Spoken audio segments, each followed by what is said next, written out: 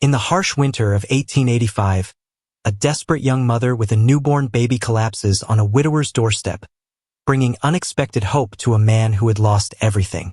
Will his act of mercy become the salvation they both desperately need? Snow fell like silent judgment from a steel-gray sky as Abigail Morgan stumbled forward, each breath burning in her lungs. 3 days since she'd eaten more than a handful of stale crackers. 3 days since she'd fled Clearwater with her newborn daughter bundled against her chest and the town's whispers chasing at her heels. "Just a little further, Clara," she whispered to the infant who had grown frighteningly quiet. "Mama will find us shelter soon." The mountain path narrowed as darkness crept in, swallowing the distant pines. Wind cut through Abigail's worn coat like it wasn't there at all. Her milk was drying up. She could feel it, and fear clutched her heart tighter than she held her child. Ahead, a flicker of golden light pierced the gathering gloom. A window, a cabin, hope. Abigail forced her frozen feet to move faster, even as black spots danced across her vision. The snow deepened, swallowing her legs to the knees with each desperate step. Her world narrowed to that distant light, salvation just beyond reach. 20 more steps. 10 more. 5. The cabin's rough-hewn porch appeared before her like a mirage. Smoke curled from the stone chimney, carrying the promise of warmth. Abigail reached for the door, her numb fingers barely able to form a fist to knock. But no knock came. Instead, her knees buckled. The world tilted sharply. As consciousness slipped away, Abigail curled her body around Clara, using the last of her strength to keep her baby from the snow as they collapsed against the stranger's door. Inside the cabin, James Harrington paused mid-step, head cocked toward the strange thud that had rattled his door. 2 years alone on this mountain had sharpened his senses. That wasn't the wind. That was something or someone on his porch. His hand moved automatically to the rifle propped beside the fireplace. Raiders weren't common this far up the mountain, but winter made desperate men do desperate things. James hadn't survived 2 years alone by being careless. The fire crackled in the stone hearth, casting long shadows as he approached the door. No voices outside. No footsteps crunching through snow. Just an eerie silence that raised the hair on his neck. James drew a deep breath, tightened his grip on the rifle, and yanked the door open. No raiders. No trap.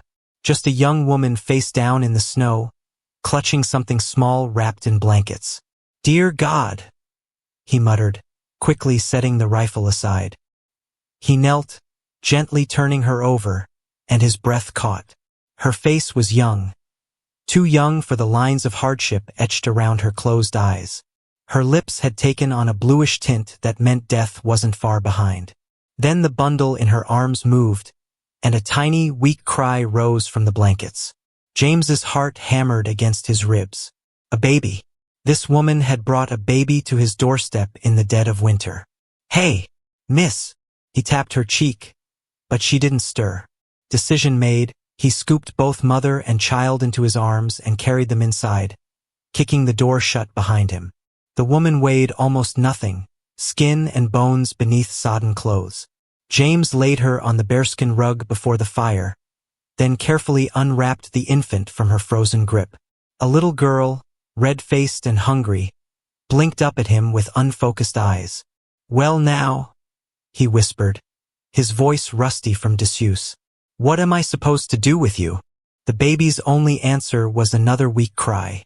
James laid her beside her mother, then hurried to add logs to the fire. Next, he pulled his only spare blankets from the trunk at the foot of his bed, covering the woman before gently scooping up the infant again. "Your mama needs rest," he told the baby awkwardly. "Let's get you warm." He settled into his chair, cradling the tiny bundle against his chest like the precious cargo she was. Strange how it all came back, the way to hold a baby, how to rock gently back and forth. His hands remembered what his heart had tried to forget. "My Eliza," he murmured to the crackling fire, "would say you two were sent here for a reason." But James wasn't sure he believed in reasons anymore. Not since he'd dug 2 graves behind the cabin, one large, one unbearably small. Not since he'd chosen this mountain precisely because nobody would find him here. Yet here they were. A mother. A child. Trouble for certain.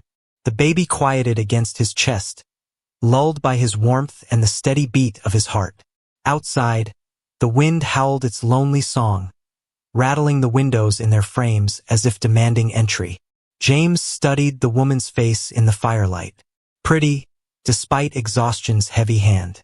Young, perhaps 20 at most. No ring on her finger, he noticed, and fleeing something to be out in such weather with an infant. "What are you running from?" he asked her unconscious form. "And what happens when it catches up?" The questions hung in the air, unanswered. James knew he should ride for the doctor in Pine Tree Junction come first light, but the storm showed no signs of breaking. For tonight at least they were on their own. As darkness claimed the world outside, three lost souls shared the warmth of one fire, while the past and future circled like wolves, waiting for weakness, hungry for resolution. Dawn broke hesitantly over the mountain, pale light filtering through frost-covered windows. James hadn't slept. He'd spent the night keeping the fire fed, watching the slow rise and fall of the woman's chest, making sure death didn't steal her while he dozed. The baby had fussed intermittently, hungry cries that twisted something painful in his chest. He'd managed to coax a few spoonfuls of watered-down condensed milk between her tiny lips. Not proper food for an infant, but better than nothing. Now, as morning painted the cabin in shades of gray and gold, the woman stirred. Her eyelids fluttered, then opened to reveal eyes the color of summer sky. For a moment, confusion clouded them. Then panic. "Clara!" She bolted upright, wild-eyed, hands groping the blankets. "My baby! She's right here," James said quickly, stepping forward with the infant cradled in his arms. Safe and sound. The woman stared at him. A tall figure with an unkempt beard and a baby looking impossibly small against his broad chest. Her eyes darted around the cabin, taking in the single room with its sparse furnishings. The fireplace, the rough-hewn table with one chair, the narrow bed pushed against the far wall. "Who are you?" she demanded, voice hoarse. "Where am I?" "Name's James Harrington. This is my cabin." He kept his distance, recognizing the fear in her eyes. "Found you collapsed on my doorstep last night. Storm was too bad to fetch help, so I brought you in." Some of the tension left her shoulders, but wariness remained in her posture. "My daughter. Hungry, but otherwise seems fine." He took another careful step forward. "Can't say the same for you. You were half frozen when I found you." The woman pulled the blanket tighter around herself, suddenly aware of her vulnerability. "Thank you for your kindness, Mr. Harrington. We won't impose long. If you could point us toward town." "Town's 15 miles through mountain passes." James nodded toward the window, where snow continued to fall. "And that storm isn't finished. You're not going anywhere today." Panic flashed across her face again. "We can't stay. I just need some food for Clara, and we'll be on our way." James sighed, running a hand through his tangled hair. "Look, Miss Morgan. Abigail Morgan. Miss Morgan. I don't know what you're running from, and I don't much care. But that baby needs more than a few spoonfuls of condensed milk, and you look like a strong wind might blow you over. At least wait out the storm." Abigail's gaze dropped to her daughter, and the fight seemed to drain from her. "Clara hasn't eaten properly in days." "My milk." She trailed off, shame coloring her cheeks. "There's a trading post in Pine Tree Junction. They might have what she needs." James carefully transferred the baby to her arms. "When the weather breaks, I'll make the trip." Abigail clutched Clara to her chest, breathing in her scent as if to reassure herself that her child was truly safe. "Why would you help us? You don't know me." The question hung in the air between them. James turned away, busying himself with stoking the fire rather than meeting her eyes. "Because once upon a time someone helped me," he said finally. "And because no child deserves to suffer for grown folks' troubles." A tense silence filled the cabin, broken only by the crackling fire and the soft sounds of Clara. "I can pay you," Abigail offered quietly, "for the food and shelter. I have a little money." James shook his head. "Keep your money. You'll need it wherever you're heading. California, she whispered almost to herself. My cousin lives in Sacramento. She doesn't know I'm coming. James nodded but said nothing. He'd seen enough desperation to recognize a woman with nowhere else to turn. Are you hungry? He asked instead, moving to the small shelf that served as his pantry. Got beans, jerky, and some cornmeal. Not fancy, but it'll keep body and soul together. Thank you. Abigail adjusted Clara in her arms. Could I? Is there somewhere I could clean up? James pointed to a copper basin in the corner. Can warm some water for you. There's a screen I can put up for privacy. As he set about preparing a simple breakfast, Abigail watched him carefully. This rough mountain man with gentle hands was nothing like the people she'd fled. There was no judgment in his eyes, no questions about her unmarried state or Clara's father. Just quiet efficiency and unexpected kindness. Later, with warm food in her stomach and Clara sleeping peacefully beside her, Abigail studied her surroundings more carefully. The cabin was clean but Spartan. No photographs, no feminine touches, just the necessities and a few books stacked beside the bed. You live here alone? She ventured. James nodded, chewing slowly. 2 years now. It's very. She searched for a polite word. Peaceful. A ghost of a smile touched his lips. That's one word for it. What brought you to this mountain, Mr. Harrington? His face closed like a shutter. Same thing that brings most men to places like this. Wanting to be left alone. The rebuke in his tone was gentle but unmistakable. Abigail dropped her gaze to her plate. I'm sorry. I shouldn't pry after you've shown such kindness. James sighed, pushing away from the table. No need for apologies. Just not much for talking. He moved to the window, studying the falling snow. Storm's getting worse. Might be stuck here a few days. Abigail's hands trembled slightly. They might be looking for me by now. Who might? Clara's grandfather, the banker in Clearwater. Her voice dropped to barely above a whisper. He wants to take her from me. Says an unmarried woman can't raise a child properly. James turned, his expression unreadable. And the father? His son. Bitter laughter escaped her lips. Who conveniently left town when my condition became obvious. Understanding dawned in James's eyes. So you ran. Wouldn't you? Abigail challenged, chin lifting. They were going to declare me unfit. Place Clara with a proper family. I'd rather die than let that happen. The silence that followed was heavy with shared understanding. Outside, the wind howled a mournful tune, and snow piled higher against the cabin walls. No one comes up this mountain in winter, James said finally. Not unless they're lost or desperate. You're safe here until the weather breaks. Relief and gratitude washed over Abigail's face, quickly followed by caution. And then you decide what comes next. He turned back to the window. Sometimes running is the only choice left. I understand that better than most. As Clara stirred and began to fuss, Abigail wondered what ghosts haunted this solitary man. What wounds had driven him to this remote mountainside, where even memories struggled to find purchase in the thin, cold air.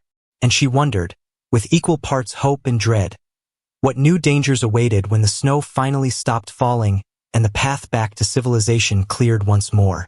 3 days passed like whispers in the night. The blizzard showed no signs of mercy, piling snow higher than the cabin's windows and trapping Abigail, Clara, and James inside the small wooden shelter. The howling wind created an odd music, sometimes angry, sometimes almost sad, as if the mountain itself was telling stories only the brave could hear. Each morning, Clara's cries woke them before dawn. Each evening, the fire's dying embers painted shadows across unfamiliar faces growing less strange by the hour. You need more wood, Abigail observed on the 4th morning, watching James stack the last logs beside the hearth. Clara nursed contentedly in her arms, happier now that Abigail's milk had returned with regular meals and rest. James frowned at the dwindling pile. Got a stack under the lean-to out back. Have to dig through the snow to reach it. I can help, Abigail offered quickly. His eyebrows rose in surprise. With the baby? Clara will sleep after feeding. I'm not made of glass, Mr. Harrington. And I don't accept charity without giving something in return. The corner of his mouth twitched. Not quite a smile, but the closest thing to it she'd seen. Stubborn woman. Determined, she corrected. An hour later, bundled in James's spare coat that swallowed her slight frame, Abigail stood in the shelter of the cabin's back door. The cold hit her like a slap, stealing her breath despite the woolen scarf wrapped around her face. James moved with surprising grace for such a big man, cutting a path through waist-deep snow toward a small structure half buried in white. "Stay in my tracks," he called over his shoulder. "Snow's deeper than it looks." Abigail followed carefully, sinking even in his footprints. The air sparkled with ice crystals that caught the morning light like scattered diamonds. After days confined inside, the vast whiteness stretching toward distant peaks made her dizzy with its beauty and danger. At the lean-to, James began digging through the snow with a wooden shovel. Abigail stood ready to stack wood in the canvas sling they'd carry back to the cabin. "You married Mr. Harrington?" The question escaped before she could reconsider. 4 days of dancing around personal matters had created a hollow space filled only with small talk and practical concerns. His shoulders stiffened. The rhythmic scrape of shovel against snow paused. "Was?" Abigail waited, but no further explanation came. She tried again. "How long have you lived on this mountain?" 2 years, 3 months. His digging resumed, more forceful than before. "All alone." The shovel struck wood. James began clearing the stack of logs. "People are overrated. Less complicated without them. Even when you need help carrying firewood?" Abigail challenged gently. He handed her the first armful without meeting her eyes. "Managed before you arrived. We'll manage after you've gone." The way he said it, matter-of-fact, without self-pity, made Abigail's heart twist unexpectedly. This man had built walls thicker than his cabins to keep the world at bay.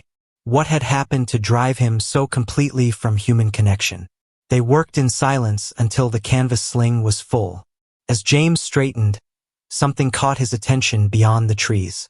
He went still, head cocked like a wary animal. "What is it?" Abigail whispered, suddenly afraid. "Smoke." He pointed toward the valley below. "Coming from the direction of the old mining camp. Shouldn't be anyone down there this time of year." Fear crawled up Abigail's spine. Could it be travelers? Lost in the storm? James shook his head slowly. Maybe. Or could be someone looking for something. Or someone. His eyes met hers, concern evident despite his guarded expression. "Let's get back inside." The return journey felt longer, every shadow between the trees suddenly menacing. James insisted on carrying the wood alone, keeping Abigail close behind him. Inside, with the door firmly barred, he moved immediately to the small window facing the valley, watching the distant smoke with narrowed eyes. "You think they're looking for me?" Abigail said quietly, checking on Clara, who slept peacefully in her makeshift cradle. "Can't be sure." James stepped away from the window, removing his snow-covered coat. "But best not to take chances. Keep away from the windows for now." Fear and guilt collided in Abigail's chest. "I've brought trouble to your door. I should never have." "Stop." His voice was firm but not unkind. "You did what any mother would do to protect her child. I respect that. But now you're involved in my problems. My choice." He hung his coat by the fire to dry. "Besides, probably nothing. Might be trappers or prospectors holed up until the weather breaks." Abigail wasn't convinced, but the warmth of the cabin and James's calm practicality eased her immediate fear. She busied herself preparing a simple stew from their dwindling supplies, grateful for the routine tasks that kept darker thoughts at bay. As evening approached, James returned to the window periodically. The smoke had disappeared with the fading light, but his vigilance remained. "Tell me about Clara's father," he said suddenly, settling in his chair with a mug of coffee. The request startled Abigail, coming from a man who guarded his own past so carefully. She stirred the bubbling pot slowly. "William Prescott, son of Franklin Prescott, owner of Clearwater Bank and half the businesses in town. Bitterness crept into her voice despite her efforts to sound neutral. Handsome, charming, full of promises. And you believed him. I loved him. Abigail's hand trembled slightly. Or thought I did. He spoke of marriage, of building a life together. Then I told him about the baby. James watched her over the rim of his mug. He denied responsibility? Worse, he offered money to take care of the problem. When I refused, he told his father I was trying to trap him. She laughed without humor. Suddenly, I was the scheming seductress and poor William the innocent victim. And the town believed him. Of course they did. The Prescotts own Clearwater. I was just the schoolteacher's daughter, barely making ends meet since Pa died.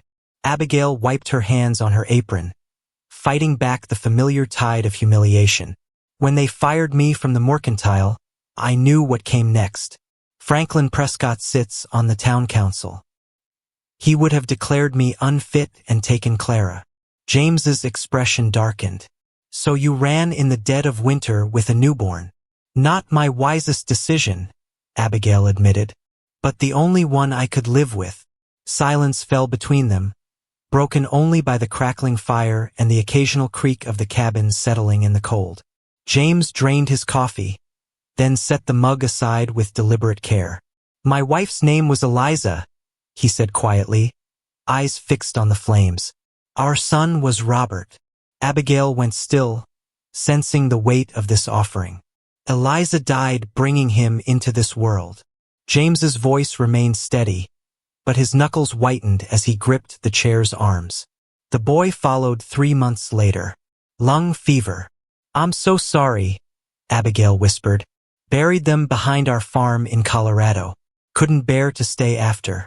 Too many ghosts. He looked up, meeting her eyes directly for perhaps the first time. So I understand running, Miss Morgan. Sometimes it's the only way to keep breathing. The confession hung in the air between them, a bridge across carefully maintained distance. Abigail felt tears prick her eyes, not just for his loss but for the unexpected connection forming in this remote cabin, born of shared pain and unwanted understanding. Clara's soft whimper broke the moment. Abigail moved to the cradle, lifting her daughter with practiced ease. She needs changing, she murmured, grateful for the distraction that allowed her to compose herself. James rose, moving toward his small bookshelf. Got something for you. He selected a worn volume, holding it out awkwardly. Found it when unpacking some old crates yesterday. Thought you might like something to read besides watching me whittle. Abigail shifted Clara to accept the book. A collection of poetry, its spine cracked from frequent use. Inside the cover, a delicate feminine script read, To James, who finds beauty even in the wilderness. All my love, Eliza. I can't take this, she breathed, trying to return it. It's too personal. Just to borrow, he insisted. Books should be read, not hidden away. Eliza would have liked knowing it brought someone comfort. Their fingers brushed as she accepted the precious offering. Something unspoken passed between them, a tentative trust neither had expected to find. Outside, night wrapped the mountain in darkness, hiding whatever dangers might lurk below. Inside, firelight danced across two faces marked by loss yet stubbornly facing forward, united by circumstance and the fragile beginning of friendship neither had sought. Later, with Clara settled and James snoring softly in his chair, having insisted Abigail take the bed, she opened Eliza's book. Among the pages, she found a dried wildflower, a small purple blossom preserved like a memory. Abigail touched it gently, wondering about the woman who had loved poetry and a man who now shunned the world. Tomorrow would bring new worries, the mysterious smoke, dwindling supplies, the inevitable breaking of the storm. But tonight, in this moment of borrowed peace, Abigail allowed herself to imagine a future beyond running. One where Clara might grow up safe, where second chances weren't just fairy tales told to foolish girls with broken hearts. She fell asleep with the book cradled against her chest, dreaming of spring flowers pushing through snow and new paths appearing where only wilderness had been before. Morning light filtered through frost-covered windows, painting patterns across the cabin floor. For once, Clara hadn't woken at dawn. The baby slept peacefully in her cradle, tiny fists curled beside her face. Abigail watched her daughter breathe, counting each rise and fall of her chest like precious coins, treasure that couldn't be stolen by bankers or judgmental townsfolk. The cabin door swung open, bringing a blast of cold air in James, his arms loaded with fresh split wood. His breath clouded in the morning chill as he kicked the door shut behind him. "Storm's breaking," he announced, dropping the logs beside the hearth. Snow dusted his beard and shoulders, melting quickly in the cabin's warmth. Skies clearing to the west. The news should have been welcome after days of confinement, but Abigail felt her stomach tighten with anxiety. Clear weather meant decisions could no longer be postponed. Clear weather meant facing whatever or whoever waited in the valley below. "I need to check the smoke we saw yesterday," James continued, brushing snow from his coat. "Make sure it's not trouble heading our way." "I'll come with you," Abigail said quickly. James shook his head. "Too dangerous, and someone needs to stay with Clara. But if it's people looking for me, all the more reason for you to stay hidden." His tone softened at her worried expression. "I'll be careful, just going to look, not engage." Back before midday, Abigail wanted to argue but knew he was right. Clara's safety came first.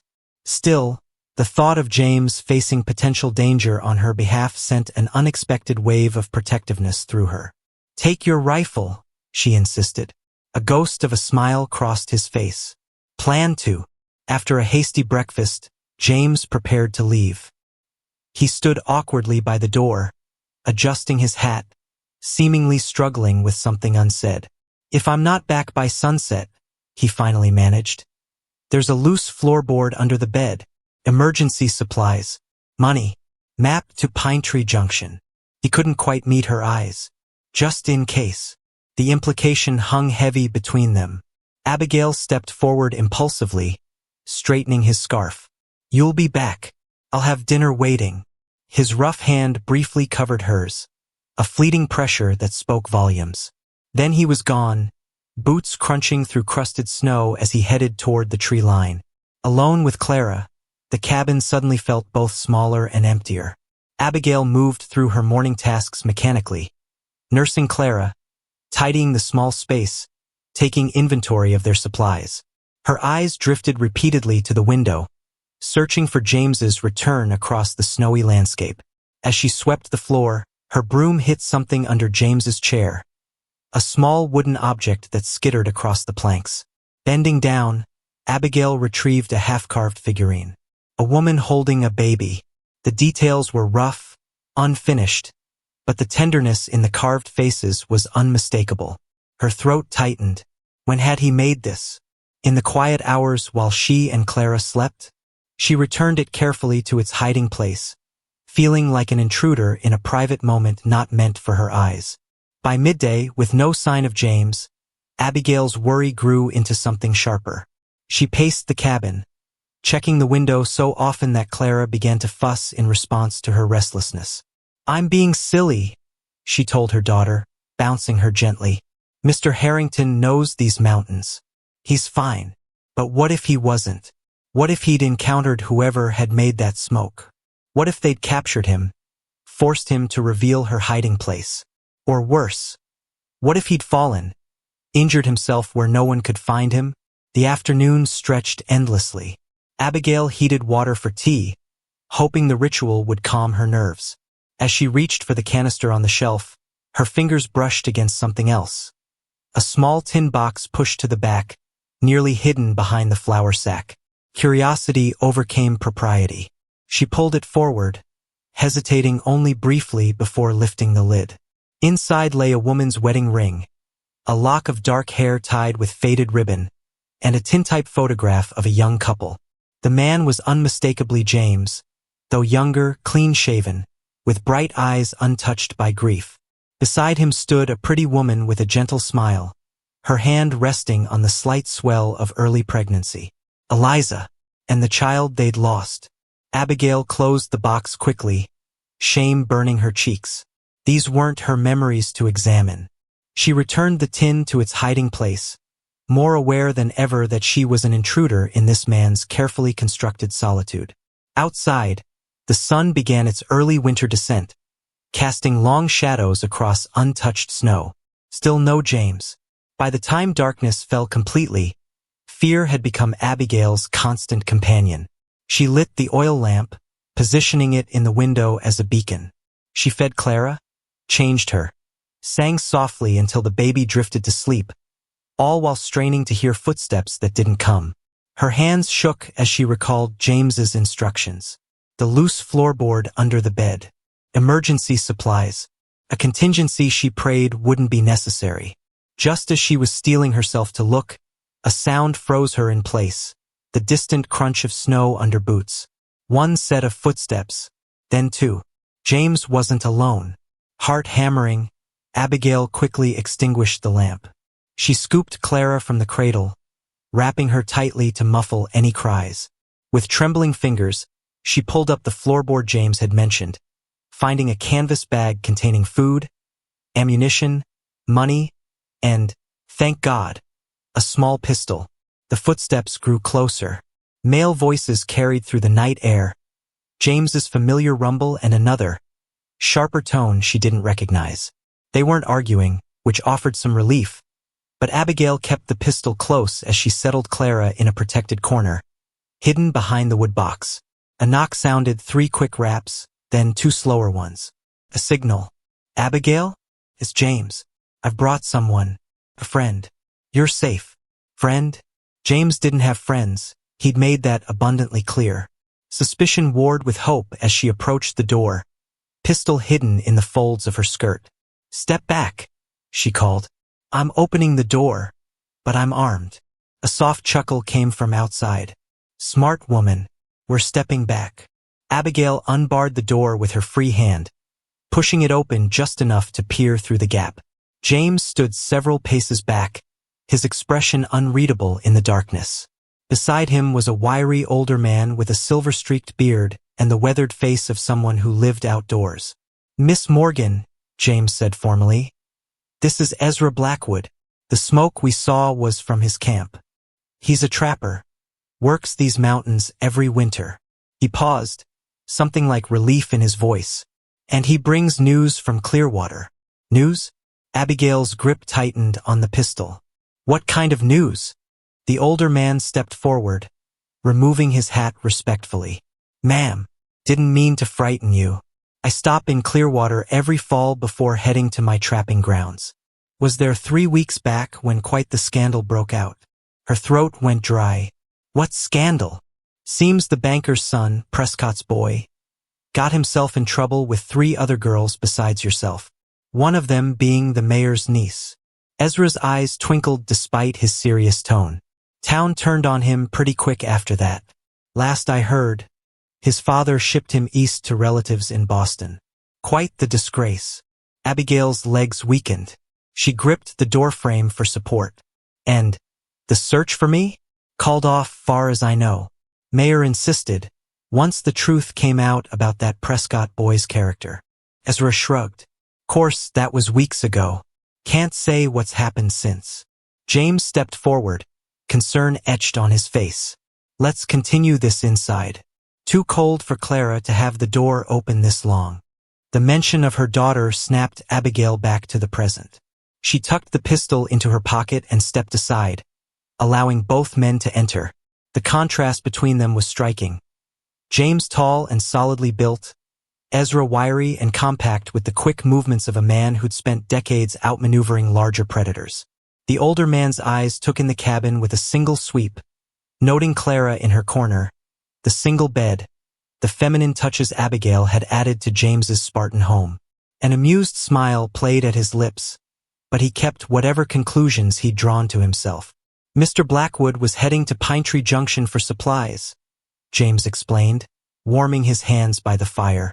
Says the main pass should be clear enough for travel by tomorrow. Call me Ezra, please. The trapper settled on a stool Abigail offered. Been working these mountains 30 years. James here saved my hide 2 winters back when I took a bad fall.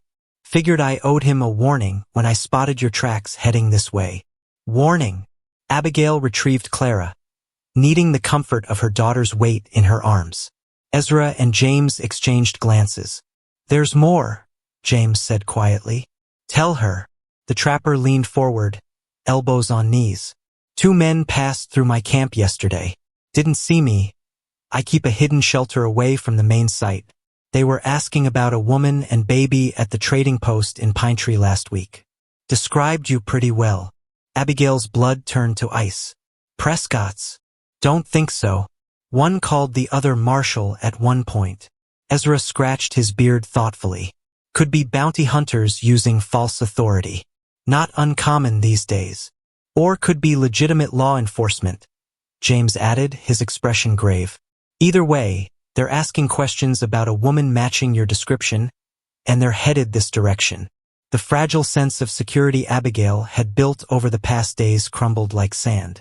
She clutched Clara tighter, mind racing through limited options. How long do we have? Day, maybe 2, Ezra estimated. They're traveling slow, not familiar with mountain terrain. James moved to the window, peering into the darkness. I've been thinking. There's an old mining cabin about 8 miles west. More of a shack really, but it's hidden in a box canyon. Few people know it exists. You're suggesting we hide there? Abigail asked. He turned, determination hardening his features. I'm suggesting you and Clara hide there. I'll stay here. Tell these men I haven't seen anyone matching your description. Send them back down the mountain. And if they don't believe you? Abigail challenged. If they search the cabin and find evidence we've been here, we'll remove everything that suggests a woman or baby was present, James countered. I've lived alone for years. They'll have no reason to doubt me. Ezra cleared his throat. There's another option. I'm heading to my winter camp after Pine Tree. Deep in the high country. No one goes there. You could come with me at least until spring thaw. The offer hung in the air, a testament to the kindness of strangers that Abigail had nearly forgotten existed after Clearwater's cruelty. But the idea of leaving James, of hiding in some remote trapper's camp through the brutal mountain winter with a baby, filled her with dread. I need to think, she whispered, overwhelmed by the speed with which her world was shifting again. James nodded. Nothing needs deciding tonight. Ezra will stay with us until morning. He glanced at the older man. We should bring your supplies up from your camp. Safer to consolidate. As the men prepared to venture out again, Abigail caught James's arm. Thank you, she said quietly, for not sending us away immediately. Something complicated flickered in his eyes. Told you before, my choice to help. His voice dropped lower, for her ears alone. And I'd make it again. The simple statement carried weight beyond its words. In the days they'd spent together, something had changed between them. A connection neither had sought but both now seemed reluctant to sever.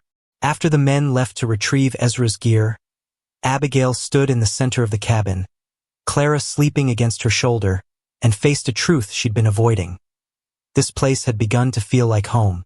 Not just shelter from a storm or a temporary haven, but somewhere she could imagine building a future. But tomorrow would bring strangers asking questions. Tomorrow would force decisions about where she and Clara would go next.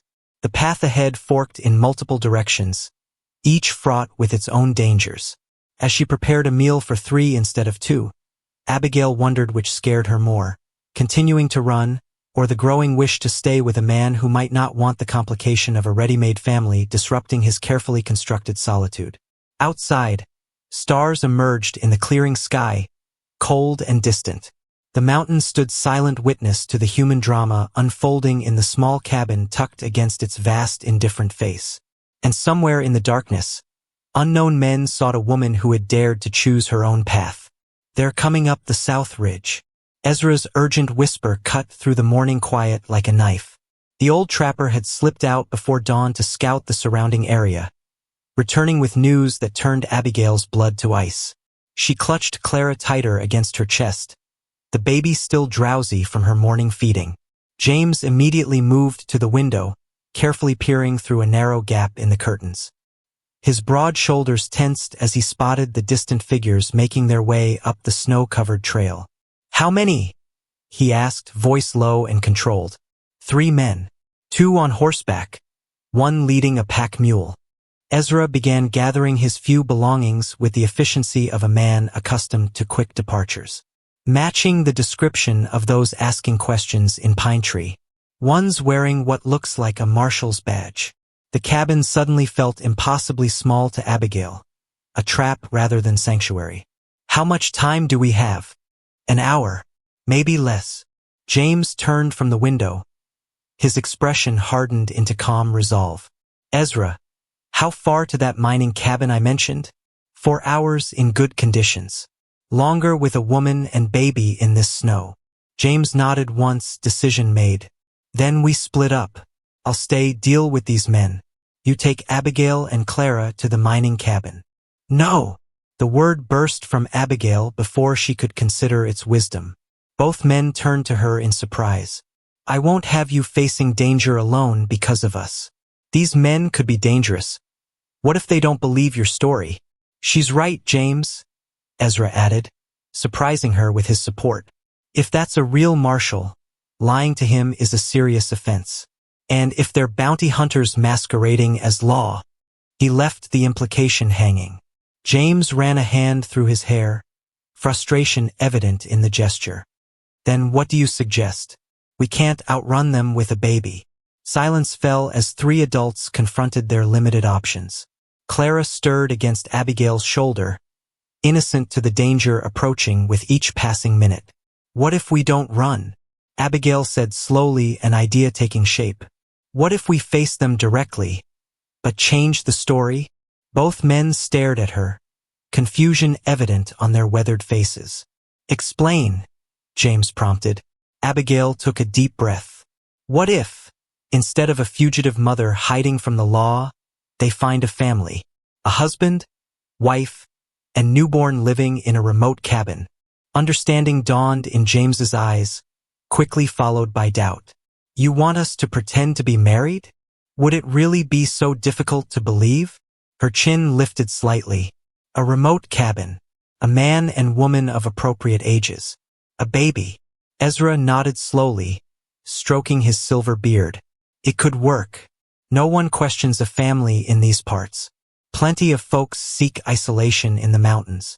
He glanced between them with shrewd eyes. Question is, can you two be convincing as husband and wife? James and Abigail's eyes met across the small room, a current of unspoken thoughts passing between them. For days they danced around the subtle shift in their relationship, from reluctant host and desperate guest to something neither could yet name. I believe we can, Abigail said quietly. It's our best option. James hesitated, then gave a single, decisive nod. We'll need to work quickly. Ezra should still leave. 3 adults might raise questions where 2 wouldn't. I'll head out the back way, the trapper agreed. If anyone asks, I'm just a friend visiting on my way to my trapping grounds. What about Clara? Abigail worried. Her age won't match any believable marriage timeline. James's expression softened as he looked at the infant. She could be adopted. Orphan niece, perhaps. Plenty of children lose parents in these mountains. The simplicity of the solution struck Abigail with its brilliance. Not a lie, exactly, Clara had effectively lost her father, and Abigail herself had been orphaned when her parents died. James and Abigail Harrington. She tested the names together, feeling strange warmth despite their dire situation. And Clara Harrington, our adopted daughter. Something flickered in James's eyes, pain or possibility. She couldn't tell which. We need evidence of a life together, he said practically, moving to action. Ezra, there's a trunk in the loft with some of Eliza's things. Would you mind? The old trapper climbed the ladder to the small storage space above, returning moments later with a wooden chest that James hadn't opened in years. With gentle reverence, he lifted the lid to reveal carefully folded women's clothing, preserved from another life. She was about your size, James said softly, not meeting Abigail's eyes. If you're willing. Abigail understood the enormity of what he offered. Not just a disguise, but access to the most personal remnants of his previous life. Are you certain? His answer was to lift a simple blue dress from the trunk. Eliza would have wanted them used to protect a child. She was that kind of woman. The next 45 minutes passed in a flurry of activity. Ezra slipped away after extracting promises to meet at the mining cabin if things went poorly. Abigail changed into Eliza's dress, which fit as if made for her, and arranged her hair in a simple style befitting a frontier wife. James reorganized the cabin, bringing out a second plate, moving Abigail's few possessions into open view, creating the impression of a shared life. Most difficult was the matter of sleeping arrangements. The cabin had only one narrow bed, clearly meant for one person. Without discussing it directly, James added a second pillow and widened the bed frame slightly with extra boards stored in the lean-to. As they worked, they hurriedly constructed the details of their fictional marriage, when they'd met 2 years ago in Pine Tree Junction, when they'd married the following spring, how they'd come to adopt Clara. She was the daughter of James's late cousin, orphaned 3 months ago. "We'll keep it simple," James advised, checking the approaching riders through the window again. "The more details we create, the more likely we'll contradict ourselves." 15 minutes, maybe less, he added grimly. Abigail smoothed her borrowed dress with trembling hands. "Will you be able to do this? To speak of Eliza's things as if they've always been mine?" James turned from the window, his expression unreadable. "I buried my wife and son 2 years ago, but I've been holding their ghosts too close. Maybe this is—" He paused, searching for words. "Maybe this is what needs happening." Before Abigail could respond, Clara began to fuss. She lifted the baby, soothing her automatically, while her mind raced with all that remained unsaid. James watched them, something shifting in his gaze. Then, with surprising gentleness, he stepped forward and placed his hand on Clara's tiny head. "Your daughter is beautiful," he said softly. "Our daughter," he corrected, practicing their deception. But the words didn't sound like deception when he spoke them. They sounded like possibility. The distant jingle of bridles and creak of saddle leather announced their visitor's arrival. James moved to Abigail's side, standing closer than he ever had before. His hand found the small of her back, tentative, protective. "Ready, Mrs. Harrington?" he asked, his voice holding a question beyond the immediate charade. Abigail leaned slightly into his solid presence, drawing strength. "Yes, Mr. Harrington. I believe I am." The knock, when it came, seemed to shake the entire cabin. 3 sharp raps that might announce salvation or doom. James squared his shoulders, nodded once to Abigail, and moved to answer the door. Snow dazzled against the morning light as James pulled the door open. 3 men stood on the porch, 2 middle-aged, 1 considerably older. The eldest wore a tarnished star on his coat. "Good morning," James said with carefully measured surprise. "Don't often get visitors this time of year." The marshal stepped forward, his weathered face revealing nothing. "Marshal Thomas Blackburn. These are my deputies, Green and Winters." He gestured to the men behind him. "We're tracking a young woman traveling with an infant, believed to be in these mountains." James frowned convincingly. "Don't see many travelers in winter, Marshal. Just me, my wife, and our little girl." The marshal's eyes narrowed slightly. "Mind if we come in? Been a long, cold ride." James hesitated just long enough to seem natural, then stepped aside. "Of course." Abigail just put coffee on. 3 sets of boots stomped snow onto the cabin floor as the men entered. Abigail forced herself to smile pleasantly, bouncing Clara gently in her arms. "Welcome, gentlemen. Please warm yourselves by the fire." Marshal Blackburn removed his hat respectfully, but his keen eyes missed nothing as they swept the cabin's interior. "Appreciate the hospitality, ma'am. Sorry to disturb your morning." "Not at all," she replied, proud that her voice remained steady. "We don't get much company up here." The youngest deputy, Green, approached the fire eagerly, rubbing his gloved hands together. "Been tracking this woman for 2 weeks now. Abandoned her newborn's father, stole money from her employer. Real nasty business." Abigail stiffened, but years of hiding her feelings in Clearwater served her well. "How terrible!" she murmured, kissing Clara's forehead to hide her expression. The marshal studied her carefully. Pretty baby. How old? 3 months, James answered smoothly, moving to stand beside Abigail. My cousin's child. They both died of fever back in October. We took her in. That's mighty Christian of you, the marshal commented, his gaze lingering on Clara's face. Not Christian. Family. James's arm slipped around Abigail's waist, a gesture that appeared natural but sent her heart racing. When did you marry, Marshal? The question, personal yet innocent, momentarily threw the lawman off balance. 26 years this spring. Then you understand. James's voice softened convincingly. When you find the right woman, there's nothing you wouldn't do for her and the children you share.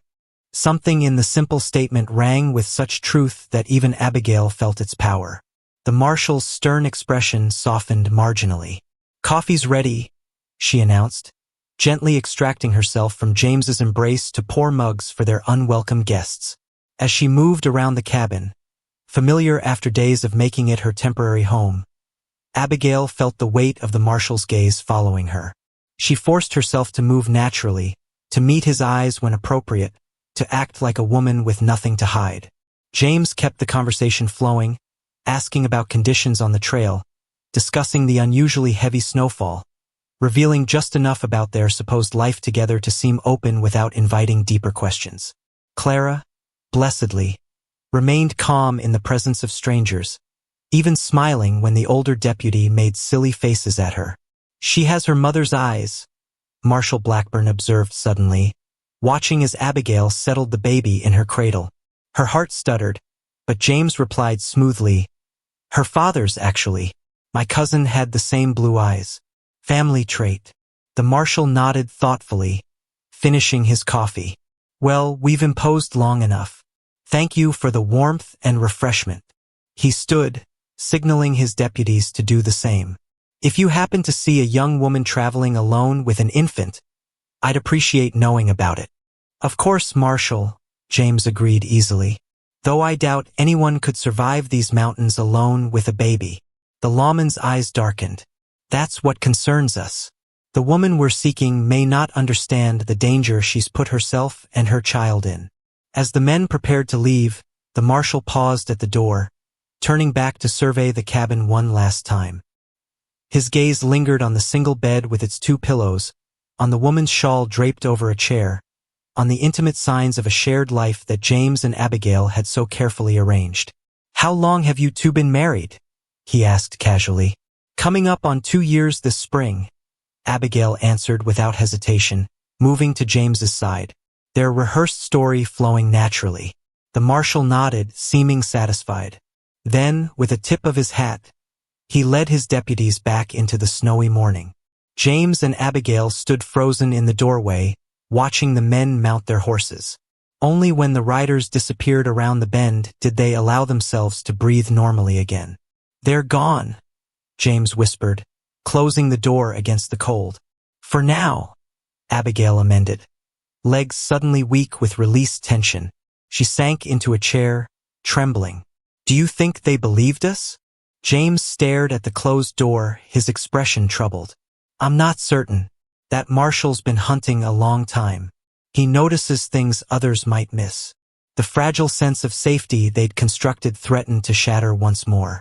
Abigail looked down at the blue dress she wore, Eliza's dress, and felt the weight of borrowed identity.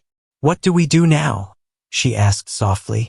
James turned to her, his eyes reflecting the same uncertainty she felt. I don't know, he admitted, but I think our performance bought us some time to decide. Outside, fresh snow began to fall, covering the visitors' tracks as if erasing evidence of the danger that had come so close. Inside, 2 people contemplated a deception that had felt strangely like truth, and a future suddenly more complicated than either had imagined. Silence blanketed the cabin after the marshal's departure, broken only by Clara's occasional coos from her cradle. Abigail remained seated, her borrowed blue dress pulled around her, while James paced the length of the small room, periodically checking the window to ensure their visitors had truly gone. We need to decide, he finally said, turning to face her. They'll continue searching the area. Might even return. Abigail nodded, her mind racing through their limited options. We could still go to the mining cabin. Meet Ezra there as planned. And then what? James challenged gently. Hide indefinitely? That's no life for you or Clara. The honest assessment hung between them. Abigail rose, moving to the cradle where Clara had drifted to sleep, untroubled by the adult's worries. Her daughter's peaceful face, so trusting, so innocent, made the decision both harder and clearer. I could leave, she said quietly, not looking at James. Head south toward Sacramento as originally planned. The marshal would follow my trail away from here. You'd be safe. James stepped closer, close enough that she could feel his warmth behind her. Is that what you want? The question, direct yet layered with meaning, forced Abigail to confront feelings she'd been avoiding since the day she'd awakened in this cabin. Did she want to leave? To return to running? To face the uncertain journey to a cousin who might not welcome them? What I want, she admitted softly, is a home for Clara, safety, belonging. Her voice dropped almost to a whisper. Things I haven't had since before my father died. And you think you'd find those in Sacramento? I don't know. She turned to face him, finding him closer than expected. But I do know I can't keep risking your safety. You've done enough. More than anyone could have expected from a stranger. James's expression shifted, something vulnerable breaking through his usual reserve. Is that what we still are? Strangers? The question hung in the air between them, impossible to avoid, dangerous to answer. Before Abigail could respond, a sharp knock at the door startled them both. James immediately pushed Abigail behind him, hand moving toward his rifle. They've returned, he muttered, but the voice that called out wasn't the marshal's. James? It's Ezra. All clear to come in. Relief washed through Abigail as James quickly opened the door. The old trapper hurried inside, bringing a swirl of snowflakes and urgency with him. They've gone down the north trail, Ezra reported, stamping snow from his boots. Heading toward Pine Tree Junction. You followed them? James asked, surprised. Figured we needed to know their movements. Ezra's shrewd eyes moved between James and Abigail, noting their proximity with interest. How'd your performance go? They left, Abigail said simply. Whether they believed us entirely, I'm not certain. Ezra nodded thoughtfully. Marshall seemed like a sharp one, might have suspicions. He settled into a chair, accepting the coffee Abigail quickly offered. Which means we need to decide next steps. Can't stay here if they return with reinforcements. The three adults fell silent, each contemplating the roads ahead. Clara stirred in her cradle, breaking the tension with her innocent demands. Abigail lifted her daughter, the simple act of cradling her child centering her thoughts. I've been thinking, James said slowly, about a more permanent solution. Both Abigail and Ezra looked at him expectantly. The marshal's looking for an unmarried mother with a newborn, not a proper family. James cleared his throat, suddenly awkward. Our deception worked because it was close enough to a believable truth. Abigail's heart quickened, sensing where his thoughts led. What are you suggesting? What if it wasn't a deception? The words came out in a rush, as if he'd been holding them back. What if we made it real? Ezra's eyebrows shot up, though a smile tugged at his lips. Well now, he murmured, rising from his chair. Think I'll just check those horses again. Give you two a moment. The door closed behind the trapper, leaving James and Abigail facing each other with nothing but truth between them. James, Abigail began, uncertain what would follow his name.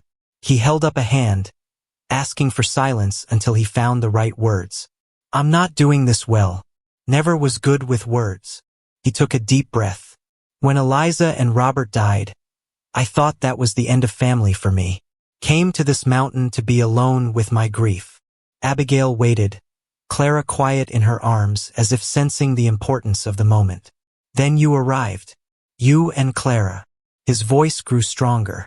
And suddenly this cabin wasn't just a place to exist. It became a home again.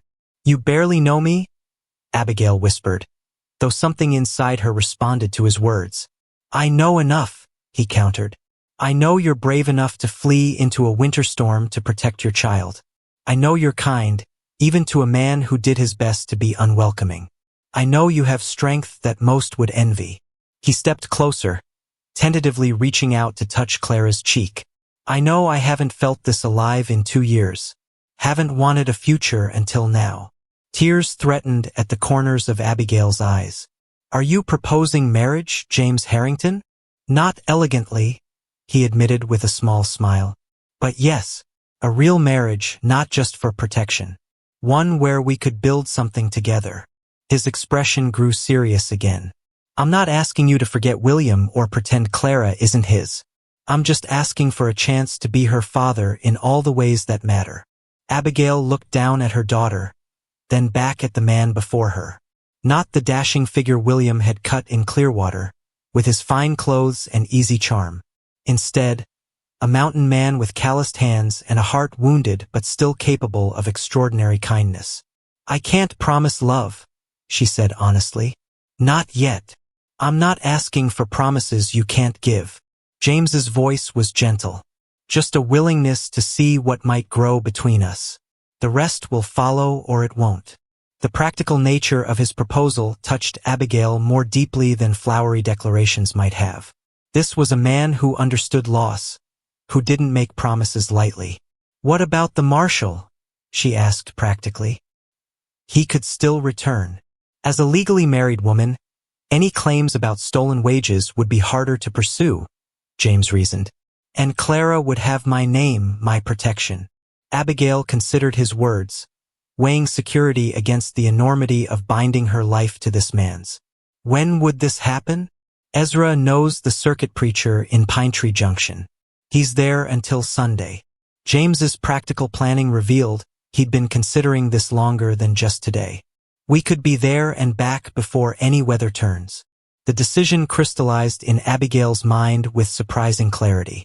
Not the romantic fantasy she'd once dreamed of as a girl, but something more solid, a foundation upon which to build a life for Clara. Yes, she said simply. I will marry you, James. His exhale suggested he'd been holding his breath awaiting her answer. With careful movements, as if approaching a wild animal that might startle, he stepped forward and placed a gentle kiss on her forehead. Thank you, he whispered against her skin.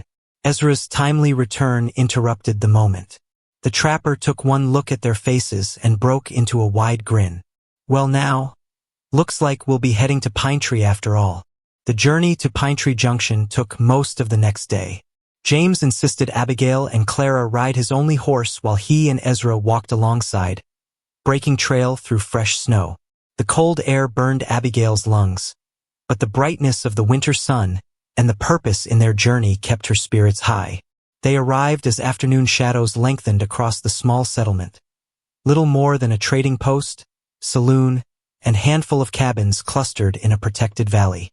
The preacher, a kindly man with spectacles perched on his nose, asked few questions when Ezra explained the situation in carefully edited terms.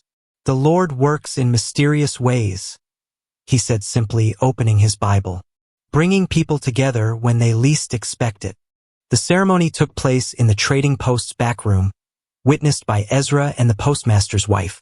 Abigail wore Eliza's blue dress, now truly hers by James's insistence, and held Clara in one arm while joining hands with James. The words were traditional, their meaning profound despite the humble surroundings. When the preacher pronounced them husband and wife, James hesitated only briefly before placing a chaste kiss on Abigail's lips, their first, over before she could properly register the sensation. Mrs. Harrington, he said formally, though his eyes held warmth that belied his serious expression. Mr. Harrington, she returned, a small smile playing at her lips. Afterward, they purchased supplies with some of the money James had saved. Proper baby clothes for Clara, fabric for new curtains, extra food for the winter ahead. The normalcy of shopping together as husband and wife felt strange yet comforting.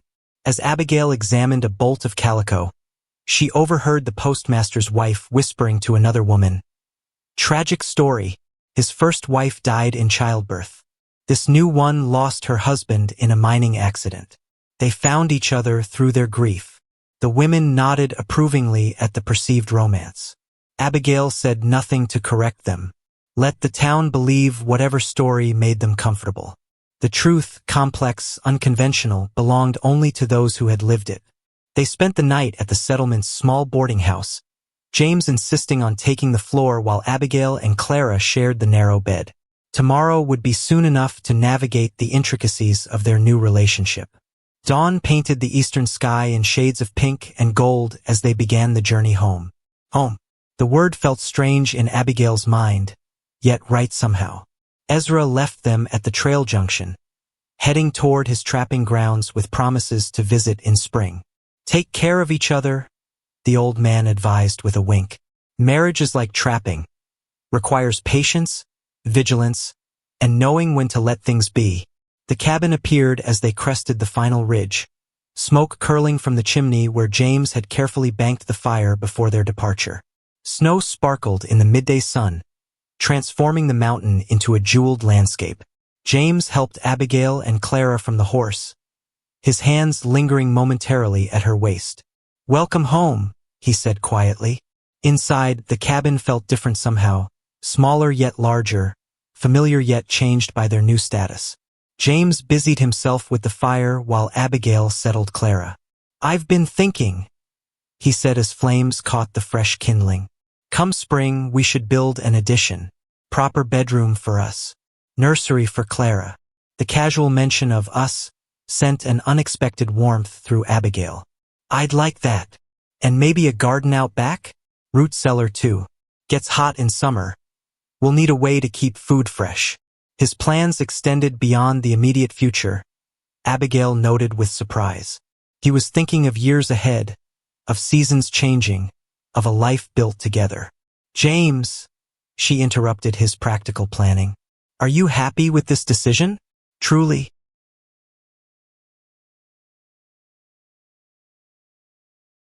He turned to her, flames casting his face in golden light. "Happier than I thought possible again."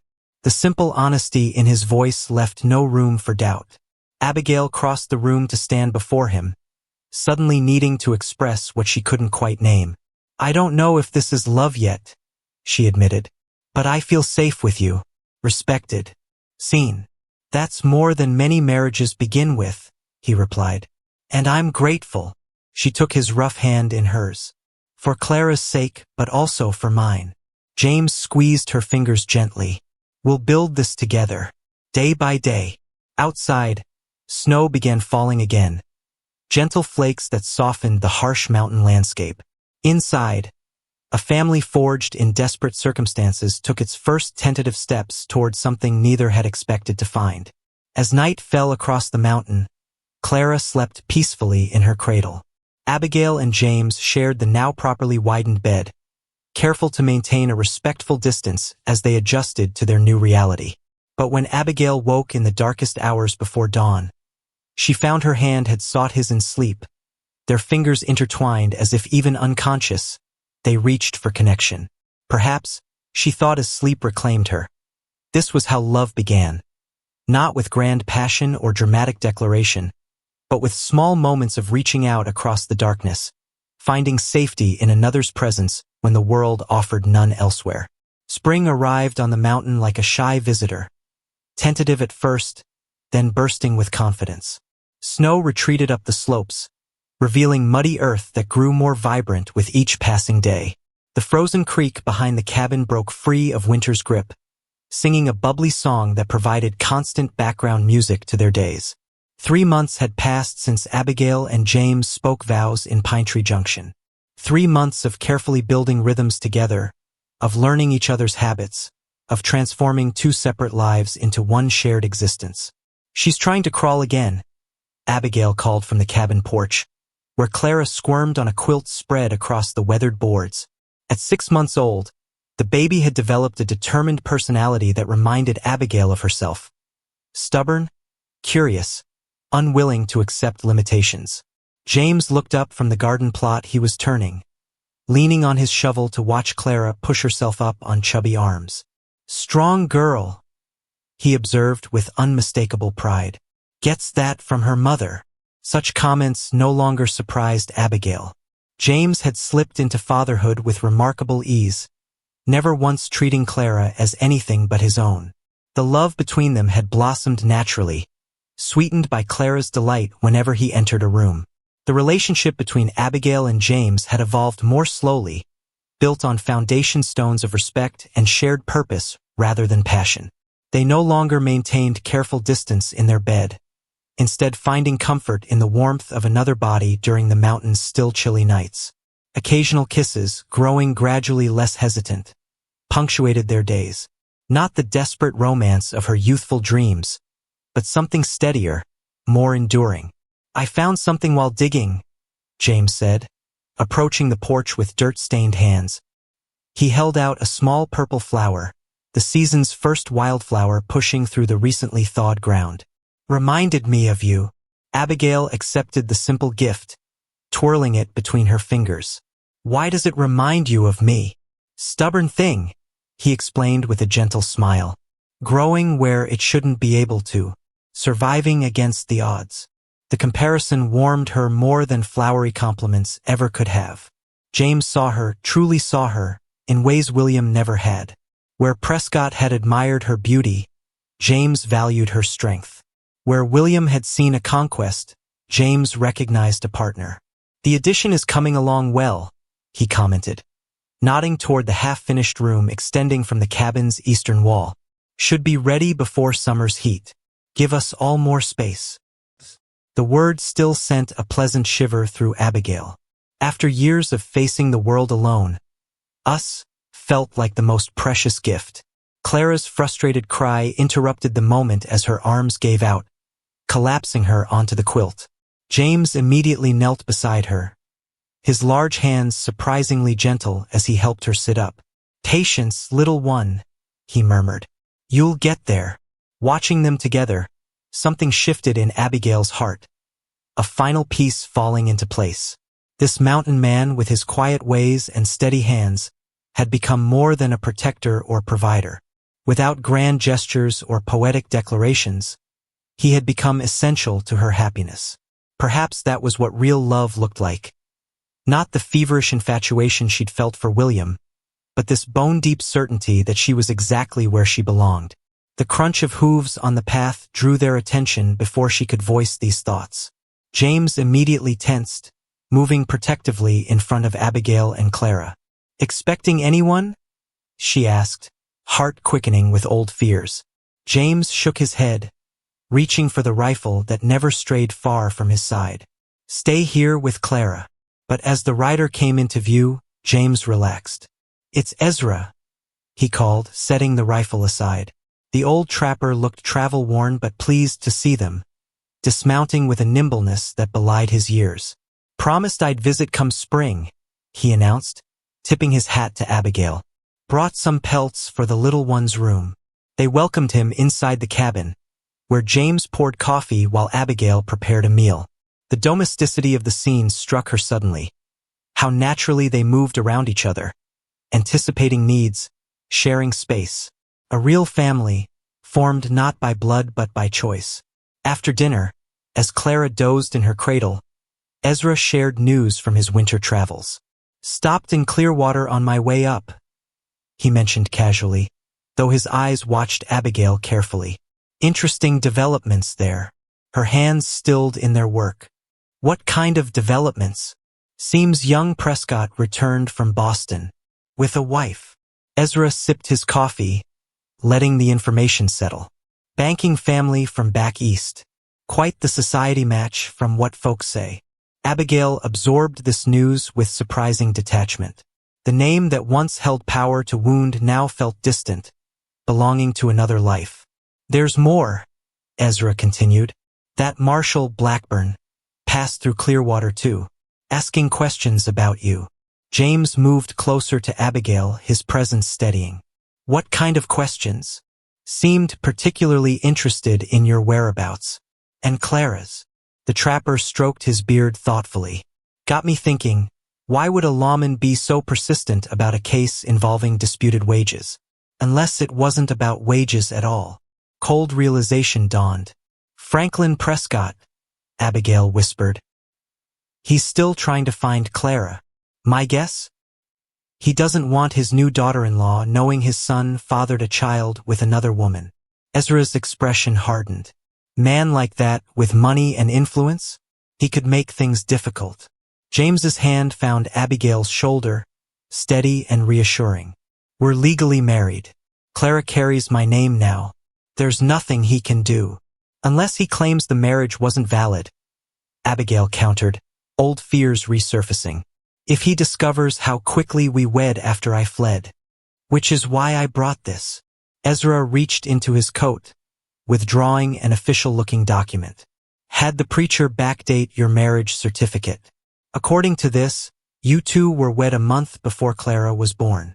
He winked. Just in case anyone comes asking. James accepted the paper with obvious gratitude. We can't thank you enough. No need for thanks. The old trapper smiled at Clara. Just doing right by my favorite mountain family.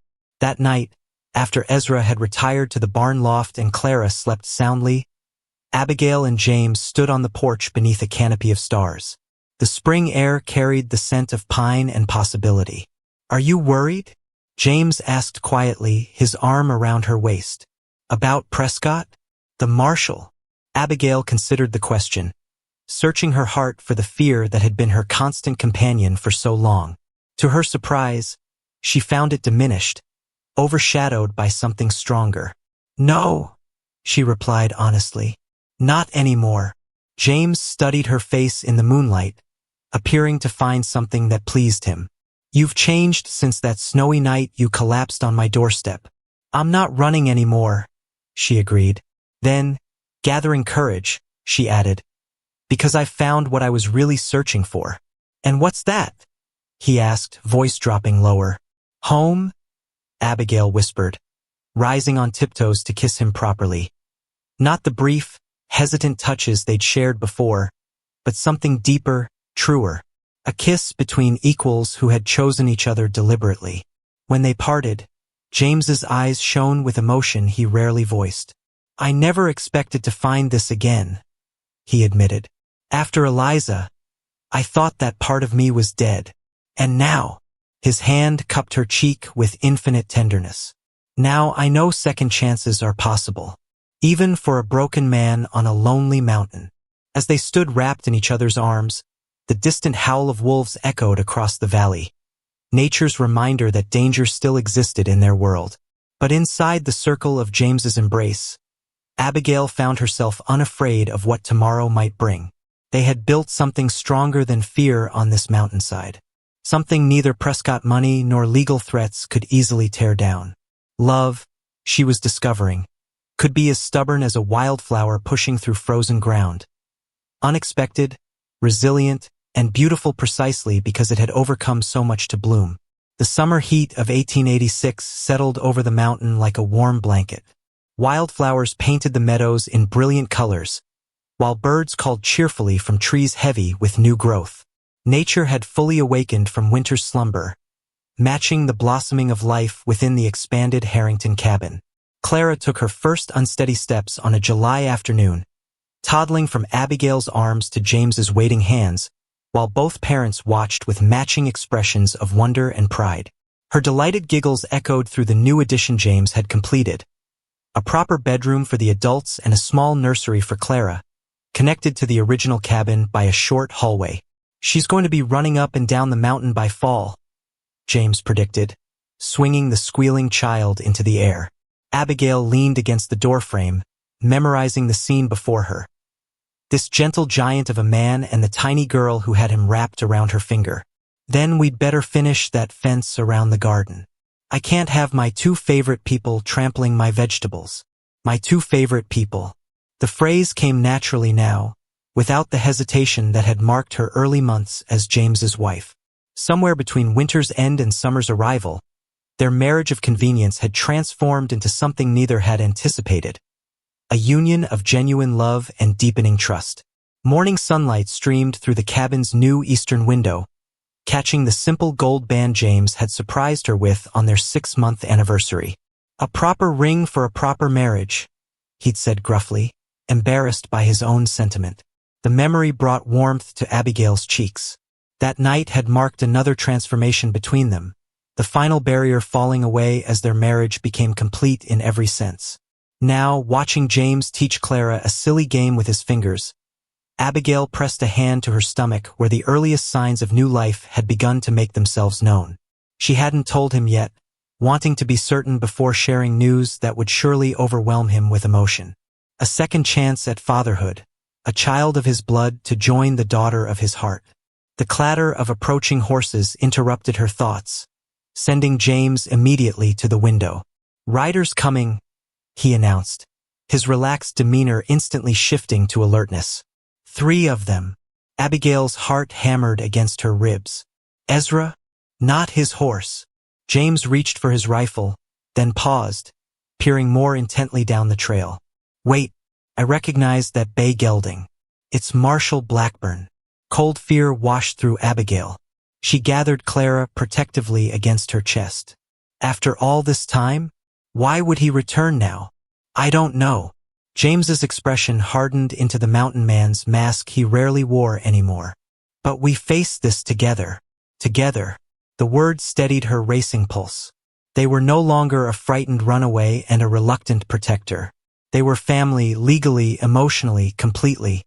"Let me handle the talking," James advised as the riders drew nearer. "Remember, according to our papers, we've been married since before Clara was born." Abigail nodded, adjusting her dress and smoothing Clara's wild curls. "We have nothing to hide," she reminded herself as much as him. The riders stopped in the yard, dust settling around the horses' hooves.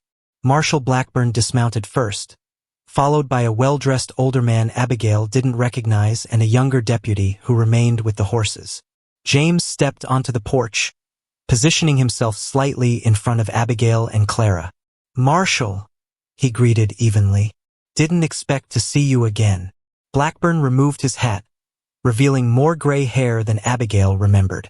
"Mr. Harrington, Mrs. Harrington." His gaze settled briefly on Clara before returning to James. "Sorry to intrude on your family, but I have business that couldn't wait." "What kind of business brings a marshal all the way up this mountain in summer heat?" James asked, maintaining his calm facade though Abigail could sense the tension in his shoulders. The well-dressed stranger stepped forward. "My name is Judge William Hollister, Territorial Circuit Court. I've come regarding the child." Abigail's arms tightened around Clara, who sensed her mother's distress and began to fuss. "What about our daughter?" she demanded, fear giving way to protective anger. The judge's expression softened slightly. "Perhaps we should discuss this inside, out of this heat?" James hesitated, then nodded curtly. "You can come in. Your deputy stays with the horses." Inside the cabin, the visitors took in the obvious signs of established family life. Clara's wooden toys scattered across the floor, Abigail's quilting frame in the corner, the half-finished cradle James had begun crafting from pine. Small details that told the story of people building a future together. "Coffee?" Abigail offered automatically, hospitality ingrained despite her apprehension. "Thank you, ma'am." The judge accepted while the marshal declined with a slight shake of his head. As Abigail busied herself at the stove, Clara toddling after her, James faced their visitors directly. "You mentioned business regarding our daughter?" Judge Hollister cleared his throat. "Yes, we've received a petition from a Franklin Prescott of Clearwater, claiming rights to the child as her grandfather." Though Abigail had feared this moment for months, the reality of it still struck like a physical blow. She steadied herself against the table, grateful when James moved immediately to her side. "What kind of rights?" James asked, his voice dangerously quiet. "Mr. Prescott claims his son is the child's biological father. He seeks custody on grounds that the child was born out of wedlock and that Mrs. Harrington." The judge glanced at his papers. Then Miss Morgan fled with the infant to avoid proper legal proceedings. "That's a lie," Abigail stated flatly, finding strength in James's solid presence. I left because Franklin Prescott threatened to have Clara taken from me simply because I wasn't married. The marshal studied her with the same keen eyes she remembered from winter. Why should he care so much about a grandchild his son denies fathering? Because William Prescott married into Boston banking money this spring, James answered. A scandal involving an illegitimate child would damage valuable connections. Judge Hollister's eyebrows rose slightly. You seem well informed about the Prescott family affairs. News travels, even to mountains. James kept his tone neutral, especially when it involves people threatening my family. Your family? The judge emphasized the word slightly. That's precisely the matter at hand. Mr. Prescott claims you married Mrs. Harrington only after she fled Clearwater with the child, making your adoption of Clara legally questionable. Abigail's stomach clenched, but James remained steady. Our marriage certificate shows otherwise, he stated confidently. We were wed before Clara's birth. The marshal and judge exchanged glances. Yes, we've seen the certificate, Judge Hollister acknowledged. Dated remarkably conveniently. Some might question its authenticity. Are you accusing the Pine Tree Junction preacher of falsifying legal documents? James challenged, an edge entering his voice. The conversation paused as Abigail placed coffee before the judge. Clara, sensing the tension, clung to her mother's skirts, hiding her face from the strangers. The child seems quite attached to you both, the marshal observed, watching Clara with unexpected gentleness. Of course she is, Abigail replied, lifting Clara into her arms. We're her parents, the only parents she's known since birth. Judge Hollister sipped his coffee thoughtfully. Mrs. Harrington, would you permit me to ask you a direct question? Abigail straightened her spine. Yes. Is William Prescott the child's biological father? The cabin fell silent save for the ticking of the clock James had crafted during winter evenings. Abigail met the judge's eyes without flinching. Yes. And did you leave Clearwater with the child without informing him? I left because he had already abandoned us, Abigail replied evenly. He denied responsibility when I told him about the baby, offered money to solve the problem, then fled to Boston when I refused. The judge nodded, making a note on his papers. And now you're married to Mr. Harrington, who has legally adopted Clara as his daughter. Yes, James is her father in every way that matters. The marshal, who had remained mostly silent, finally spoke. I've been tracking this case since January. Spent considerable time in Clearwater, speaking with townspeople. His weathered face revealed nothing. Interesting place, Clearwater. Folks there have strong opinions about the Prescott family. James and Abigail exchanged confused glances. What the marshal means, Judge Hollister clarified, is that not everyone in Clearwater supports Franklin Prescott's version of events. Several citizens provided sworn statements regarding his treatment of you, Mrs. Harrington, and his son's abandonment of his responsibilities.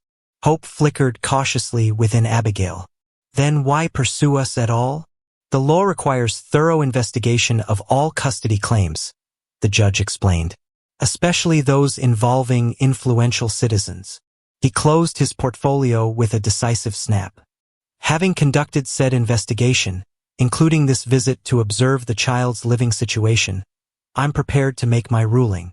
Clara chose that moment to squirm down from Abigail's arms. To everyone's surprise, she toddled directly to James, raising her arms in the universal child's request to be lifted. Papa, she said clearly, one of her few distinct words. James scooped her up with practiced ease, his large hand cradling her head protectively as she settled against his shoulder.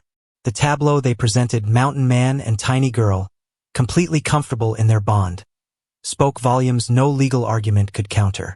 Judge Hollister watched them thoughtfully before addressing Abigail. Mrs. Harrington, do you wish to remain in this marriage and home, with Clara raised as Mr. Harrington's daughter? With all my heart, Abigail answered without hesitation.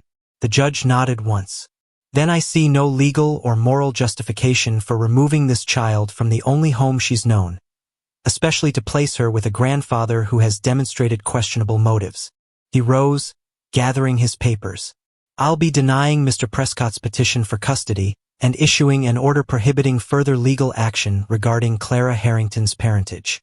Relief crashed through Abigail like a physical wave. She reached for James's free hand, clinging to his strength as the judge continued. The territorial court recognizes James Harrington as Clara's legal father in all matters. Judge Hollister offered a rare smile. Far as the law's concerned, this matter is permanently settled. Marshal Blackburn placed his hat back on his head. I told Prescott months ago he was wasting the court's time. Some men just don't know when they're beaten. As their visitors prepared to leave, the marshal paused on the porch, turning back to James and Abigail. For what it's worth, I never believed you two were married when we first met. A twinkle appeared in his previously stern eyes. But watching you now, well, sometimes the right path finds us by unexpected routes. The riders disappeared down the mountain trail, dust settling in their wake. Abigail and James remained on the porch, Clara dosing against her father's shoulder, as the reality of what had happened slowly sank in. It's over, Abigail whispered. Truly over. James shifted Clara to his other arm, pulling Abigail against his side. No more looking over our shoulders.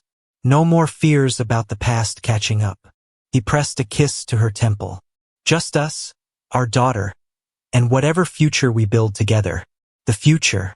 Time stretched before them. Seasons of planting and harvest, winters by the fire, Clara's growing years. All without the shadow that had hung over them since that first desperate night. James, Abigail said softly, decision crystallizing in this moment of freedom. There's something I need to tell you. He looked down at her, curiosity in his gaze. Clara won't be our only child for long.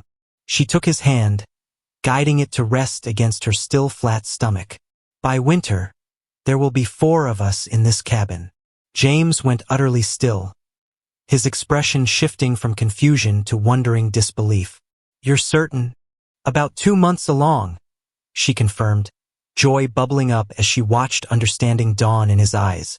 His hand trembled against her middle as the truth sank in. Tears, the first she'd seen from this strong, stoic man, gathered in his eyes. A baby, he whispered. Our baby. A second chance, Abigail agreed, reaching up to brush moisture from his cheek. For both of us. That evening, as summer twilight painted the mountain in golden hues, James added a final piece to the cradle he'd been crafting, carving their family name into the headboard with careful precision. Clara played nearby, babbling happily to her wooden toys, while Abigail prepared their evening meal. The scene was ordinary in its domesticity, remarkable only for the profound contentment it represented. No grand mansion or social standing could have provided the peace they'd found in this simple cabin, building love from the ashes of past hurts. Watching her husband, for he was truly that now in every sense, Abigail marveled at life's unexpected turns. She had arrived on this mountain a desperate fugitive with nothing but her child and dwindling hope. She had found not just shelter, but a love that asked nothing in return except the chance to grow stronger with each passing day. Outside, the mountain stood sentinel as it had for countless generations, indifferent to human struggles yet somehow benevolent in its steadfast presence. Inside, a family forged through adversity prepared to face whatever tomorrow might bring. Together, unafraid, and finally, completely home.